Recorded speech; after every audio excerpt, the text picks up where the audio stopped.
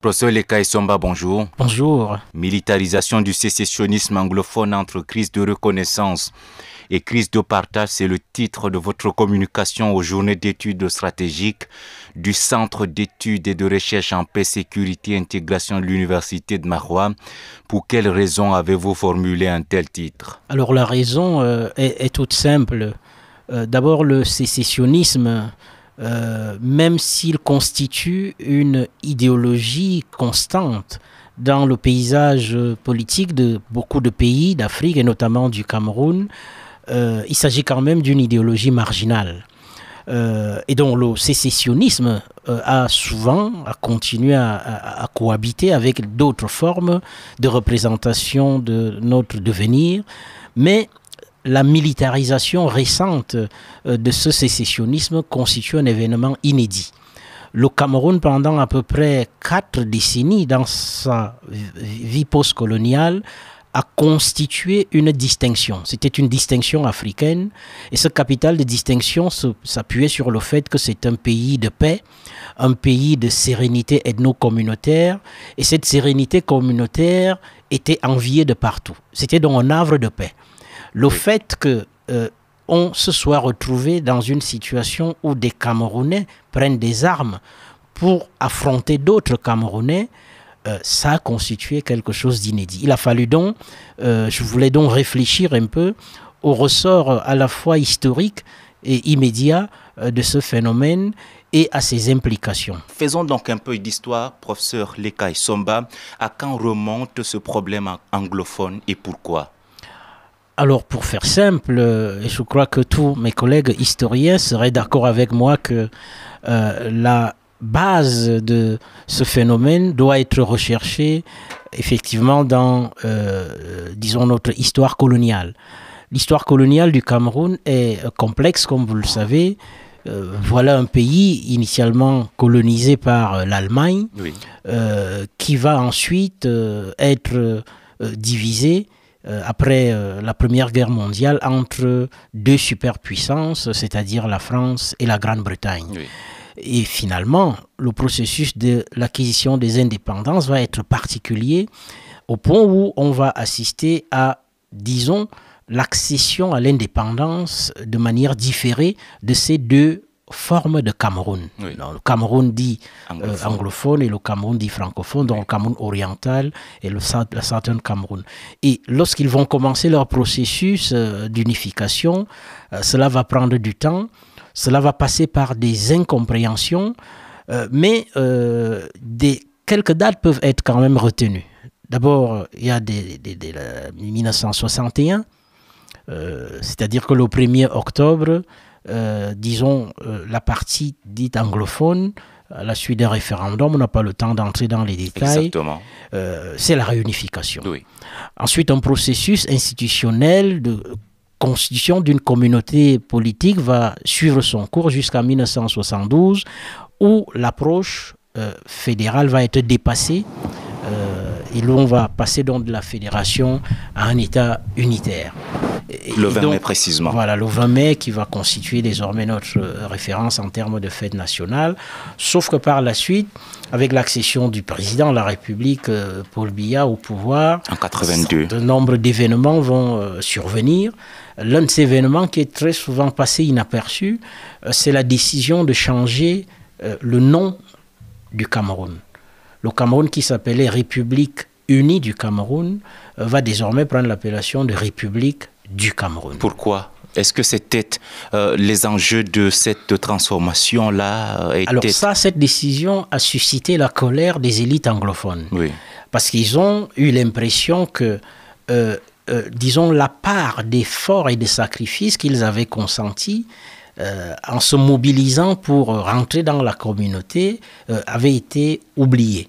Et ils ont donc eu l'impression que nous étions en train de rentrer dans une expérience de francophonisation ou de colonisation par la grande majorité des Camerounais francophones. Oui. Et donc ça va, disons, être le ciment d'un certain nombre de frustrations.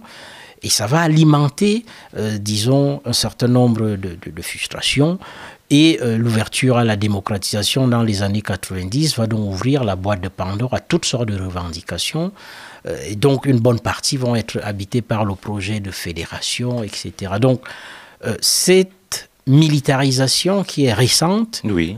N'est-ce pas, s'est construit dans la durée et a tout simplement bénéficié d'un certain nombre de circonstances historiques nouvelles pour instaurer de nouveaux types de rapports de force. Et ça reste quand même une tragédie, cette expérience de fratricide, le fait qu'on ne peut plus résoudre les problèmes et les contentieux que nous avons en débattant, c'est-à-dire en utilisant les armes de la raison. Oui. Parce que lorsque les armes de la raison ne sont plus utilisées et que c'est la raison des armes qui prévaut, c'est toujours une sorte de défaite morale.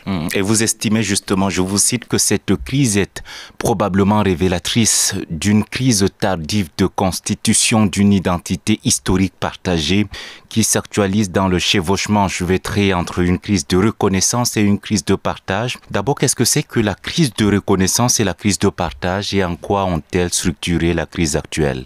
Alors la crise de reconnaissance, effectivement, repose sur un certain nombre de ressorts symboliques. Oui.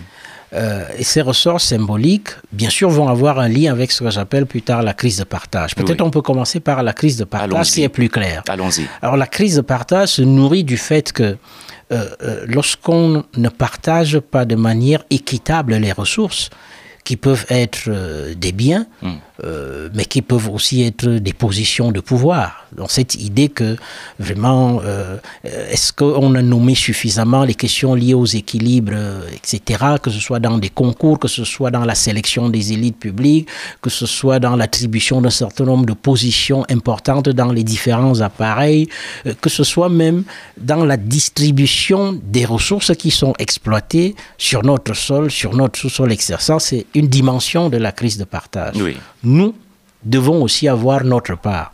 Nos frères, parce qu'il y a une fraternité anglophone qui s'est constituée du fait de la conscience de la minorité. Exact. Bon, nous n'avons pas suffisamment ce que nous devons avoir. Il faut donc partager de manière équitable les ressources que nous avons.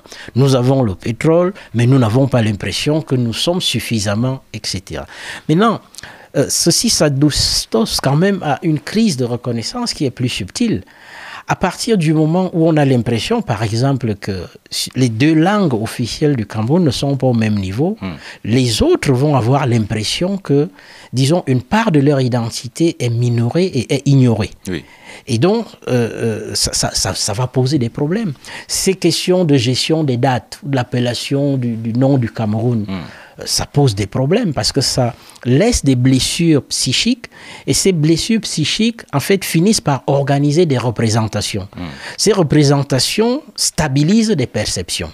La perception dominante parfois, donc, de certains, notamment, de certains, les élites anglophones, c'est que les élites francophones veulent les coloniser, veulent effacer une part de leur contribution à la constitution de l'identité du Cameroun.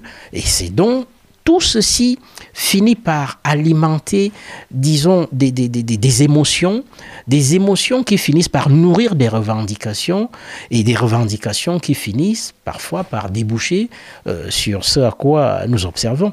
Donc, de sorte que ça nous annonce peut-être qu'on y reviendra plus tard, des possibilités de solutions qui vont au-delà de la problématique matérielle du partage des postes ou des partages des ressources. Donc, si vous dites, par exemple, que vous abandonnez absolument la référence du 1er octobre, qui aujourd'hui est privatisée, en fait, par des Amazoniens et des terroristes, c'est un choix qui a été fait. Voilà, c'est un choix, et là, ce qui est fait, on dit on ne va plus se souvenir du 1er janvier, on ne va plus se souvenir du 1er octobre. La conséquence, c'est que devant ce vide, autour des choses qui nourrissent des émotions et des affects des gens, c'est investi par d'autres pour alimenter plutôt la haine contre d'autres. Donc, c'est pour ça que mon hypothèse, tout au long de ce débat, et je ne suis pas le seul à l'indiquer, qu'effectivement, la militarisation de ce sécessionnisme se comprend donc dans l'articulation dialectique entre ces deux formes de crise. Une crise de reconnaissance, Donc reconnaissance, parce que les questions d'identité reviennent de plus en plus aujourd'hui à la surface des mobilisations collectives. Nous ne sommes pas reconnus en tant qu'êtres spécifiques. Nous sommes une minorité qui cherche à survivre alors que la majorité nous écrase. Et donc c'est un réservoir. N'est-ce pas, de mobilisation extrêmement redoutable. Justement, comment un groupe armé en arrive-t-il à défier l'autorité de l'État? C'est pas oser ça? Bon, alors oui, parce que aujourd'hui, mon hypothèse est que le vieux monde, très stable, très ordonné, avec ses propres tabous, etc., et ses monopoles qui se sont stabilisés, c'est un monde qui traverse une crise de reconstitution ou de régulation. C'est pour ça que, vous savez, dans la théorie de l'État, tout le monde nous a dit le monopole de la violence physique légitime est un élément central qui caractérise un État. C'est-à-dire qu'un État a une armée, a des institutions qui peuvent permettre de réprimer de manière légitime. Sauf qu'aujourd'hui, et ce n'est pas simplement le cas dans ce contexte, c'est des expériences qu'on voit ailleurs. Oui, peut-être même ici, le conflit Boko Haram. Voilà, c'est-à-dire que ce que moi j'appelle, à la suite d'autres, le monopole de la violence physique légitime, disons, est partagé désormais entre des groupes, d'autres types de groupes, et contesté à l'État. Donc des groupes qui se disent minoritaires et persécutés, leurs droits violés, finissent par décider de prendre des armes. Lorsqu'ils prennent ces armes, ils combattent des forces armées régulières et finalement, ce qu'on observe, c'est que parfois certains acteurs de la communauté internationale, certains des États puissants, finissent par faire pression aux États et aux armées régulières de ne pas affronter, de déposer des armes. Il y a souvent des discours disant qu'il faut déposer. Ça veut dire que c'est comme si on semblait reconnaître une forme de monopole de la violence physique partagée à ces acteurs qui ne sont pourtant pas des acteurs étatiques. Même si je reconnais que, aussi bien dans le cas de Boko Haram, aujourd'hui, ces débats ont été évoqués au séminaire que vous évoquez, que ce soit dans la question du sécessionnisme aujourd'hui avec les forces de défense de l'Amazonie, c'est quand même parfois, lorsqu'on observe certaines situations, des objets sécuritaires non identifiés, des OSNI, c'est-à-dire que des bandits et d'autres types d'acteurs. C'est justement la question que j'aimerais vous poser. Comment lire ce conflit aujourd'hui? C'est du terrorisme? Est-ce du banditisme? Est-ce de ce que le professeur Saïbou Issa va qualifier de l'entrepreneuriat du désordre? Ou alors c'est tout à la fois ou autre chose? Tout cela est mêlé. C'est-à-dire qu'au moment où tout cela commence, il y a peut-être un projet politique. Le projet politique, en tout cas dans le cas du conflit anglophone, était de dire, voilà, il nous faut une force armée et des combattants qui vont essayer de prendre les armes pour lutter contre un État qu'ils considèrent comme un État d'occupation. Mais, sauf qu'après, dans le cours du processus, dans le cours de ce processus extrêmement difficile, complexe et tragique, tout ça finit par se transformer. Il y a là-dedans des gens qui n'ont rien à faire et qui profitent, c'est-à-dire derrière ce qu'on a appelé les violences génératrices de revenus. Il y a toute une filière de bandits qui en profitent pour accumuler un peu de ressources. Donc il y a presque tout. Il y a même des acteurs les plus inédits qui se retrouvent là, alimentant un peu cela parce qu'ils en tirent profit. Et donc, on finit par imputer parfois toutes sortes d'exactions à ce qu'on peut considérer comme un projet politique alors qu'il n'en est rien. Donc, il y a là-dedans, bien sûr, des terroristes, des combattants qui semblent encore croire à un idéal de fonder un État, des bandits de grand chemin qui profitent du désordre pour vivre, qui se nourrissent de l'insécurité pour vivre, et d'autres types d'acteurs qui font circuler un certain nombre d'armes tout simplement. Sous le label amazonien. Absolument. D'accord. Revenons justement à la militarisation de ce sécessionnisme-là. Qu'est-ce qui la justifie selon vous?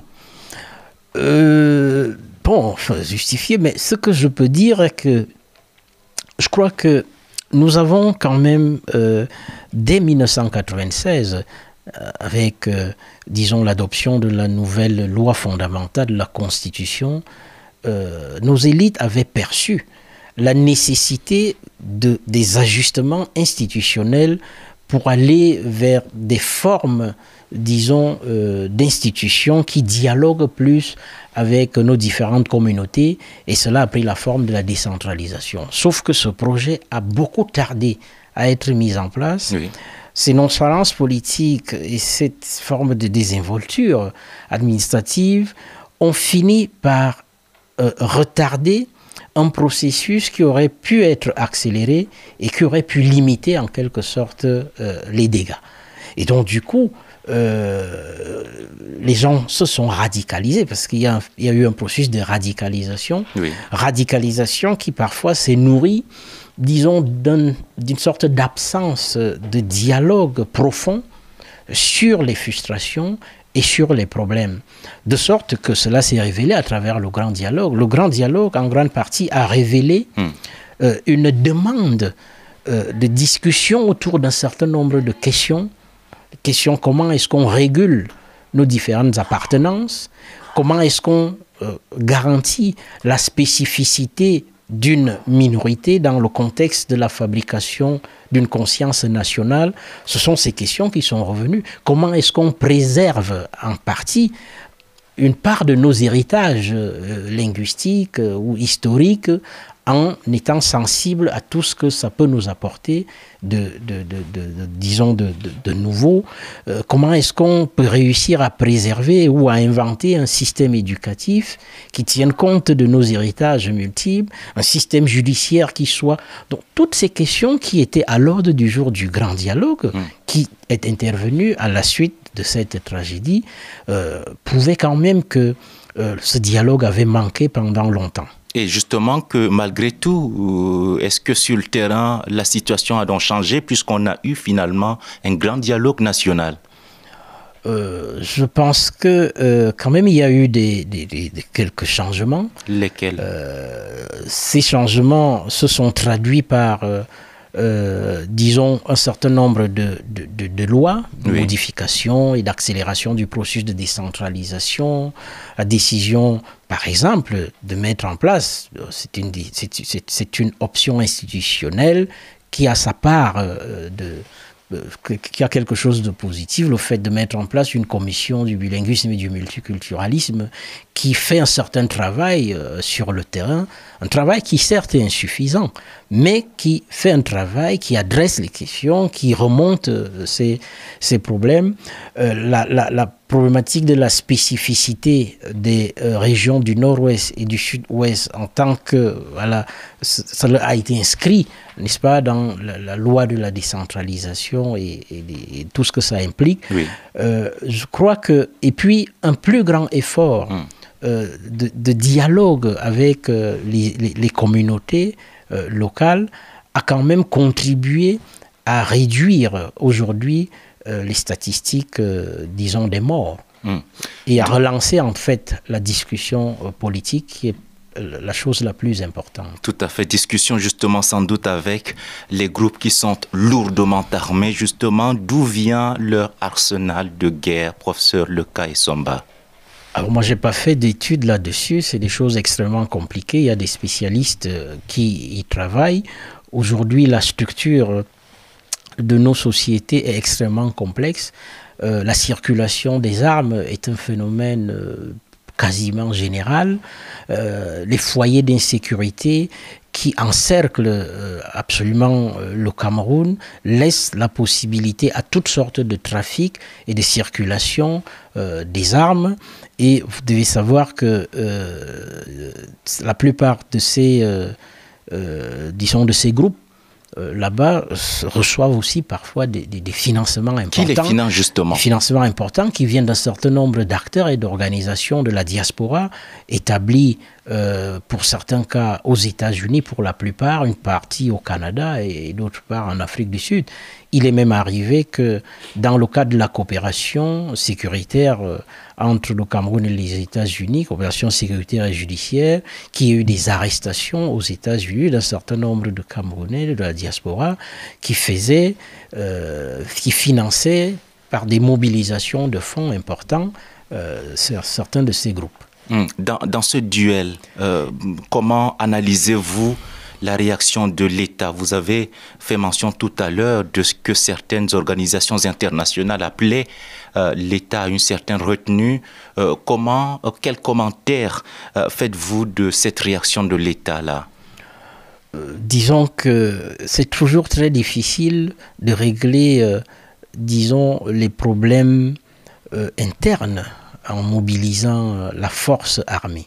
Et lorsqu'un État est obligé d'en arriver, là, c'est toujours une défaite, c'est toujours une tragédie, parce qu'on est obligé de mobiliser les forces de défense, de sécurité, parfois pour tuer ses propres compatriotes. Peut-être parce que l'État a cet instinct qui lui dit qu'il a le monopole de la violence. C'est un instinct de survie. Oui. D'abord parce que être incapable de pouvoir garantir la sécurité de certains compatriotes sur place, parce qu'un certain nombre d'espaces, sont pratiquement privatisés par un certain nombre d'entrepreneurs de la guerre, c'est quand même le signe de l'échec aussi. Parce qu'une des missions fondamentales de l'État, c'est de garantir la sécurité, n'est-ce pas, la libre circulation des hommes, des biens et des personnes sur toute l'étendue du territoire. Et lorsque cette libre circulation n'est plus assurée, il y a un problème. Et on sait que pendant très longtemps, et parfois jusqu'à présent, des biens de certains de nos compatriotes de ces zones ont été pillés. Beaucoup se sont déplacés, des femmes, des enfants, du fait de l'insécurité notoire qui règne. Et donc, l'État a bien sûr réagi comme tout État est censé réagir en mobilisant son appareil répressif. Mais je pense que l'État a également eu l'intelligence et l'ingénierie de continuer à préserver, disons, la voie du dialogue. Et je crois que c'est revenu d'ailleurs avec une certaine insistance dans le discours du chef de l'État le 31 dernier en disant nous sommes toujours disposés à ce que ceux qui ont pris les armes les abandonnent pour qu'on organise la conversation, la palabre sur les problèmes que nous rencontrons. Dernière question, professeur Leka Isomba, quel avenir pour les régions anglophones? Je crois que c'est un avenir à l'intérieur d'un Cameroun, mais d'un Cameroun qui, en tant qu'État, peut savoir préserver avec intelligence, cette sorte d'héritage de richesse pour ma part. Parce qu'il n'y a pas beaucoup de pays, en tout cas à l'échelle de l'Afrique, qui ont un héritage aussi complexe. Et nous devons tirer avantage de cette complexité, bien sûr sans chantage, mais avec la conscience que notre identité est une identité que nous devons construire. Mais dans cette construction, il y a, disons, une part de ce qui nous a été imposé et nous devons faire avec. Parce que l'identité, c'est un peu ça. Il y a des situations de fait que vous devez transformer, autour desquelles vous devez concevoir un projet de vivre ensemble en se respectant les uns les autres, c'est tout. Merci bien, professeur Leka Isomba. Je précise que vous êtes sociologue, directeur exécutif du laboratoire camerounais d'études et de recherche sur les sociétés contemporaines, chef de département de sociologie à l'université de Yaoundé 1. Jeu et enjeu touchent à sa fin. Je suis Abdia Sarouna. Au revoir.